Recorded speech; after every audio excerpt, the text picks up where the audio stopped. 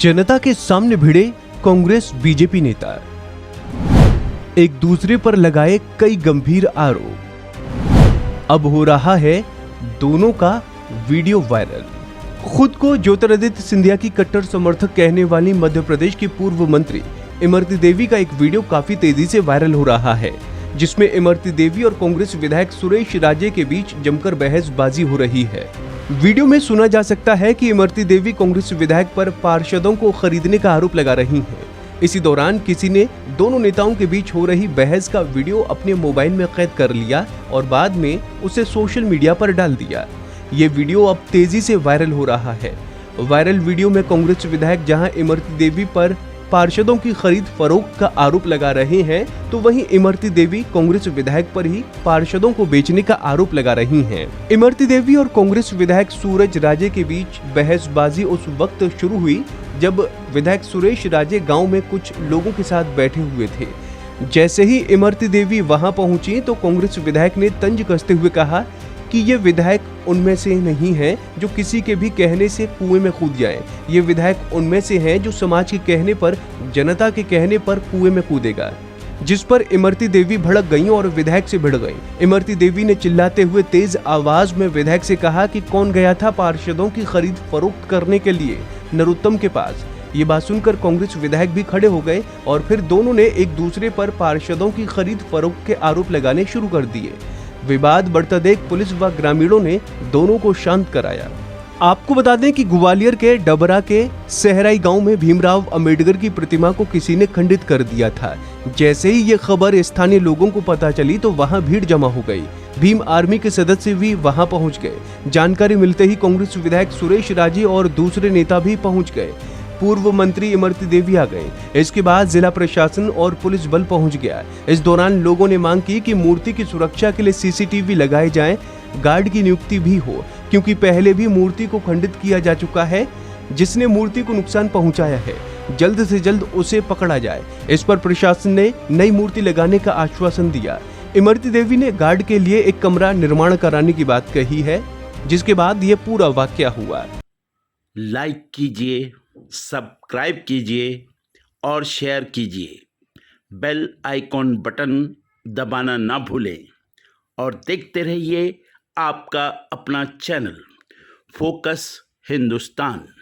और अपने कमेंट्स ज़रूर भेजें ताकि हम फिर से हाजिर होंगे एक नई खबर के साथ।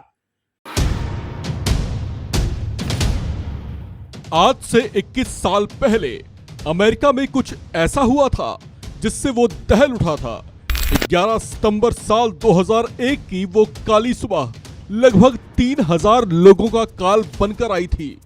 उन्हें क्या मालूम था कि सुबह तैयार होकर अपने ऑफिस वे जा तो रहे हैं, लेकिन फिर वहां से कभी वापस नहीं लौट पाएंगे।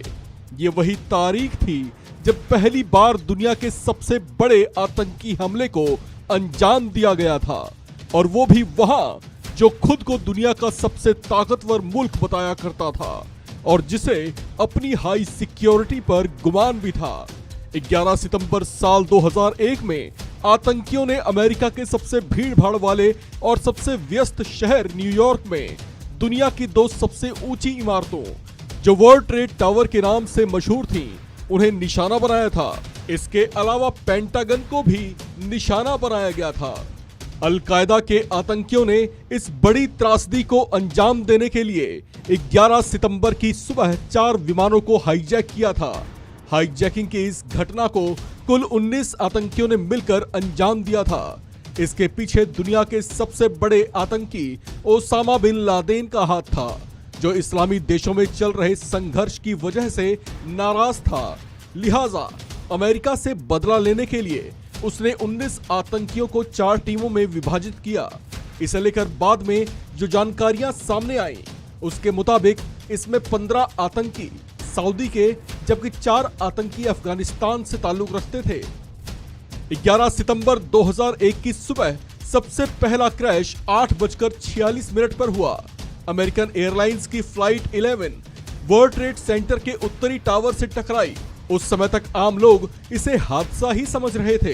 राहत और बचाव का कार्य शुरू ही हुआ था, लेकिन तभी पहले क्रैश के ठीक 17 मिनट के बाद United airlines flight 175 world trade centre के दक्षिणी टावर से टकराई। टक्कर इतनी भीषण थी कि विश्व की सबसे ऊंची दोनों इमारतें मिनट भर में भरभरा कर कंक्रीट के ऊंचे ढेर में तब्दील हो गईं। लोग समझ चुके थे कि अमेरिका पर सुनियोजित तरीके से हमला किया गया है। इस पर दुनिया भर में खबरें जंगल में आग की तरह फैली। तभी अमेरिकन एयरलाइंस की फ्लाइट 11 सुबह 9:37 पर अमेरिकी रक्षा मंत्रालय पेंटागन से टकराया। ये क्रैश की तीसरी घटना थी, जबकि हाईजैक की गई चौथी फ्लाइट 93 व्हाइट हाउस या यूएस कैपिटल बिल्डिंग को निशाना बनाकर आगे बढ़ने लगी।